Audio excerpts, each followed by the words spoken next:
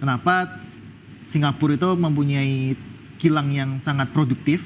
Padahal negara kepulauan ya. Iya, negara kecil juga gitu kan. Saya kira pemerintah yang baru belum bisa dikatakan ikut terlibat karena kan baru mulai. Tapi saya punya feeling bahwa sebetulnya masalah pemberesan mafia di masa lalu, di masa Pak Jokowi itu belum tuntas. Kasus ini ya setidaknya walaupun kita tidak inginkan telah merusak reputasi Pertamina sebagai penyalur terbesar. Pangsa pasarnya hampir 80% dari total BBM di Indonesia. Berarti mesti direview lagi yang 88%. Pertanyaannya jangan-jangan ini tidak hanya Pertamax. Bagaimana dengan DEX? Kasusnya apakah ada yang serupa atau tidak?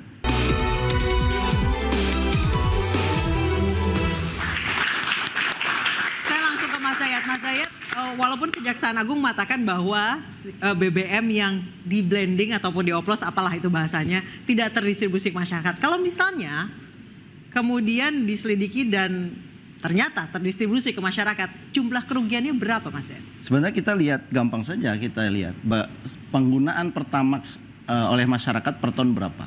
Dan ini menariknya, dia meskipun COVID, ternyata stabil di angka 5,4 juta kiloliter penggunaan Pertamax per tahun. Di zaman COVID juga sama. Artinya sebetulnya ini masyarakat menengah yang menggunakan. Dan ini kalau kita lihat selisihnya, mereka kan dijanjikan beli RON 92. Ya, kalau kasus ini ternyata terjadi dari tahun 2018, berarti kan mereka belinya RON 90 yang harganya di bawah. Tapi dibelinya dengan harga RON 92. Dan 92. Ada selisih? Iya, ada selisih sekitar kalau sekarang itu sekitar 3.000 perak 1 liter. Kita kalikan saja dengan secara rata-rata. Saya menghitungnya setiap tahun itu 18,37 triliun. Per tahun? Per tahun. Itu kerugian masyarakat? Material ya? Kerugian masyarakat. Dan pertanyaannya adalah apakah bisa masyarakat menggugat? Nah, nanti kita akan tanya ke Selios. Menurut saya bisa. Bisa. Dengan menggunakan class action. Tapi siapa yang mewakili masyarakat? Tentunya ada yayasan YLKI ya, saya kira. Yang kedua yang saya sampaikan, ini total generalnya 74,2 dalam periode 74,2 triliun dalam periode 2018 sampai 2023 yang jadi objek penyelidikan kejaksaan. 74 triliun ini itu baru menghitung yang dikeluarkan masyarakat. Belum kerusakan mesin. Injektor pumpnya yang rusak misalkan, itu kita harus total lagi berapa? Yang jelas ini kasus ini ya setidaknya walaupun kita tidak inginkan telah merusak reputasi Pertamina sebagai penyalur terbesar. Pangsa pasarnya hampir 80% dari total BBM di Indonesia. Berarti mesti direview lagi yang 88%. Pertanyaannya jangan-jangan ini tidak hanya Pertamax. Bagaimana dengan DEX? Kasusnya apakah ada yang serupa atau tidak? Nah tentunya masyarakat banyak bertanya-tanya dan saya kira kita membutuhkan satu lembaga yang betul-betul melindungi masyarakat dari kejahatan seperti ini. Kalau saya katakan ini sudah jadi kejahatan korporasi. Pertanyaannya adalah pendekatan kejahatan korporasi bukan pendekatan oknum. Tetapi ada yang salah mungkin dalam pengawasan kita. Baik. Ada yang salah dalam penempatan orang-orangnya di sana. Saya kira ini harus dibuka secara transparan. Baik, saya mau ke Kyoto lagi, ke Mas Sudirman Said, mantan Menteri SDM 2014-2016. Mas Sudirman, tadi di segmen sebelumnya Anda mengatakan ini gamenya sama tapi playernya beda. Elaborasi seperti apa Mas Sudirman?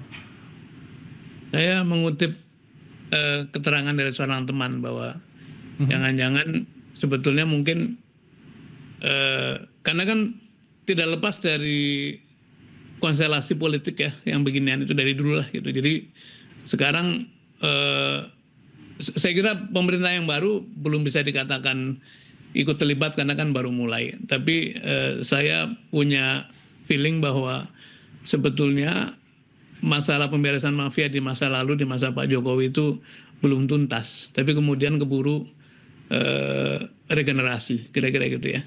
Nah, misalnya dulu tuh ada satu vendor yang sangat spesifik yang oleh audit Kordamenta disebutkan memperoleh 70% dari tender-tender pengadaan minyak pada waktu masa-masa sebelum 2014. Dan itu sudah kita identifikasi, tinggal dilaporkan kemudian dituntaskan. Tetapi modusnya kok terulang lagi seperti misalnya dulu memang salah satu modus adalah misalnya kilangnya baru stop, baru ada kerusakan, tapi kantor pusat belum dengar, malah pasar Singapura yang sudah dengar gitu. Itu artinya koneksinya sama aja dong sebenarnya sama yang sekarang. Iya, makanya kalau lihat modus sekarang kan seperti terulang.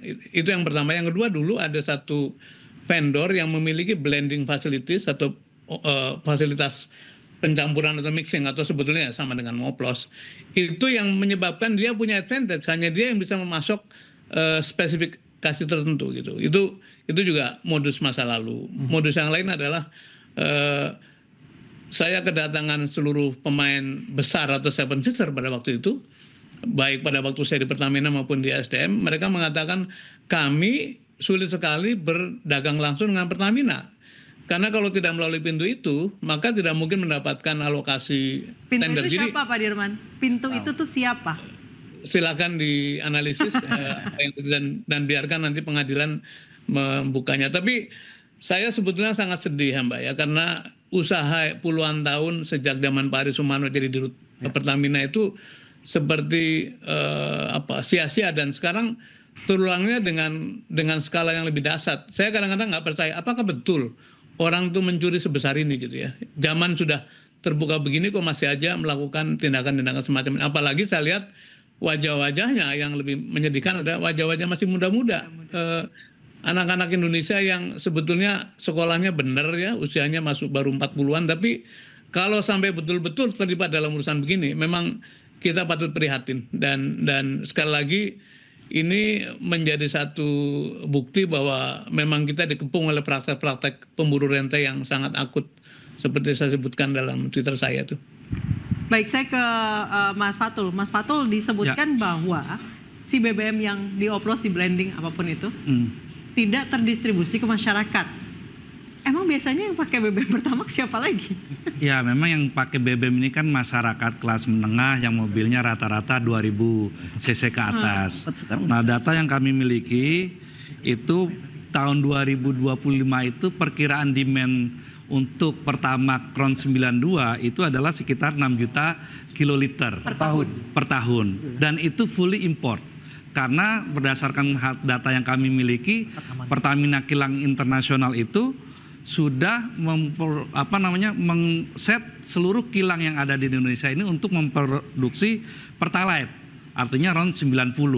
Nah, sehingga dari sini dari kami juga mempertanyakan dan berharap ini pengusutannya segera tuntas sehingga terungkap ke publik apakah memang benar-benar dari RON 90 menjadi RON 92 itu yang dijual ke masyarakat, karena Pertamina, data yang kami miliki itu adalah full import berdasarkan RON 92. Baik. Artinya Pertamax. Nah, ini yang perlu disampaikan. Tapi kan ini yang 90 sama di bawahnya juga impor. Ya, impor memang kalau untuk RON 90 ya data yang kami miliki. Yang kemudian katanya di blend itu kan juga impor.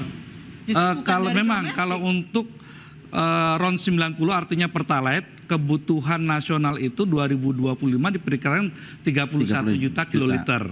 Nah, 16 juta kiloliternya diproduksi di kilang dalam negeri. Ya. Itu baik dengan crude yang diproduksi dalam negeri maupun crude import. Nah, kemudian sisanya diimpor dalam bentuk BBM RON 90 itu 15 juta kiloliter. Artinya sebetulnya untuk yang Pertalite ini sudah terpenuhi baik kilang domestik maupun import. Sehingga yang Pertamax inilah yang full import dari luar negeri, dan ini saya berharap Pertamina yang akan bisa lebih menjelaskan, dan Pertamina menurut saya juga harus segera muncul dengan timnya menjelaskan secara real ke masyarakat. Bahkan kalau perlu Pertamina bersama regulator, dalam hal ini Kementerian SDM mungkin melalui Lemigas, untuk melakukan audit ya ke SPBU yang ada ini, apakah memang benar terjadi yang dijual RON 90 beli RON 90 dijual RON 90. Bahkan di media sosial itu sempat ramai Pertamax itu adalah Pertalite yang tidak perlu ngantri. Kita harus segera tahu apakah si BBM oplosan ini terdistribusi ke masyarakat, karena jangan sampai Pertamina kehilangan kepercayaan yang akan sulit untuk dikembalikan lagi. Interupsi akan membahas usai jeda.